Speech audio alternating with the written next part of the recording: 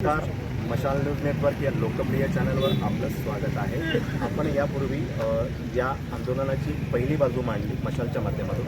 आता दुसरी बाजू जी आहे ती आपण जाणून घेणार आहोत. आपल्यासोबत आता शेरू वाघ आहे. आज जाऊन जिल्हाधिकारी कार्यालयामध्ये सध्या त्यांनी आज आपलं शिष्टमंडळ जे गेलं होतं या शिष्टमंडळाला काय आश्वासन मिळालेलं आहे आपण त्यांच्याकडून जाणून घेणार आहोत. नमस्कार, मशालमध्ये आपलं स्वागत आहे. काय सांगाल, काय परिस्थितीमध्ये आपण शिष्टमंडळ आपण घेऊन गेला होता, काय आश्वासन मिळालं? विविध मागण्यांना घेऊन गेल्या 2 दिवसापासून म्हणजे सोमवारपासून हे आंदोलन चालू आहे.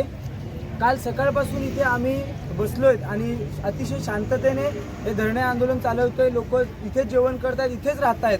घरदार सोडून सर्व लोक इथे धरणेला बसले आहेत. आमची मुख्य मागणी पहिली अशी होती की वसई तालुक्यातल्या अर्नाळा ग्रामपंचायत हद्दीमध्ये काही आदिवासी समाजांना जी घरकुलं प्राप्त झाल्यात त्या घरकुलांवर आताच्या घडीला तिथल्या सरपंच आणि ग्रामसेवकांच्या मनमानी कारभाराने बिगर आदिवासींच्या नावावर घरकुले झालेली आहेत. त्या संदर्भात सखोल तपास करून आदिवासींना प्राप्त झालेली घरकुलं पुन्हा त्यांना प्राप्त करून द्या आणि सरपंच ग्रामसेवकावर कठोर कारवाई करा.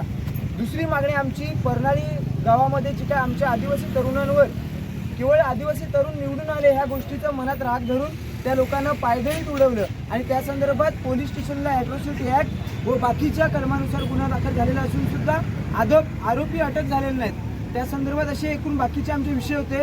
ते विषय घेऊन आम्ही चर्चेला बसलो होतो. त्यामध्ये आमची जी अपेक्षा होती की पोलीस ग्राउंड लेवलच्या पोलिसांच्या विरोधात आमचं हे आंदोलन आहे, तर जिल्ह्याचे SP साहेबांनी आमच्यासोबत चर्चा करायला पाहिजे होती. मुळात ते SP साहेब तिथे नव्हते, जिल्हाधिकारी मॅडम सुद्धा नव्हत्या, बाकीचे त्यांच्या खालचे पदाधिकारी होते. त्यांच्यासोबत चर्चा झाली. आम्ही त्या चर्चेवर अजिबात समाधान नाही मिळत. त्यांनी आम्हाला आश्वासने दिल्यात. ते आम्हाला सांगतात की तुम्ही सांगा टाईम बॉर्ड, त्या टाईम बॉर्डवर आम्ही कारवाई करू. पण आम्हाला तशा पद्धतीने लातूरमधून आश्वासन नको, अंमलबजावणी झाली पाहिजे. जोवर आमच्या कामाची प्रत्यक्षात कृती होत नाही तोवर आम्ही इथून हे आंदोलन शांततेनेच चालू आणि बेमुदत इथे बसण्याची आमची तयारी आहे, अशी आमची भूमिका आहे. या संदर्भात आपण या आधी पत्रव्यवहार केला होता. गेल्या अनेक वर्षापासून अनेक विषयांना घेऊन आम्ही पत्रव्यवहार करतोय. मात्र हा परनाळीचा जो विषय आहे या संदर्भात आम्ही गेल्या काही दिवसापूर्वी पोलीस स्टेशनला भव्य असा निषेध मोर्चा काढला होता. ती पहिली आमची स्टेप होती.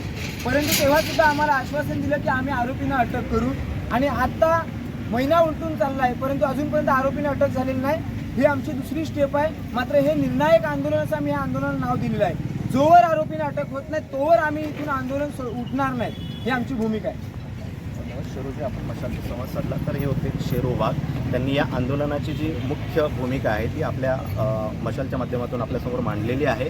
यानंतर या प्रकरणाला कोणतं वळण लाभतंय किंवा जे राजकारणी आहेत वरदहस्त यांच्या विरोधात आहेत का हे आपल्याला जाणून घ्यायचं आहे. अशाच ताज्या घडामोडी आणि बातम्या पाहण्यासाठी मशाल न्यूज नेटवर्क हे लोकप्रिय चॅनल सबस्क्राईब करा आणि पाहत राहा.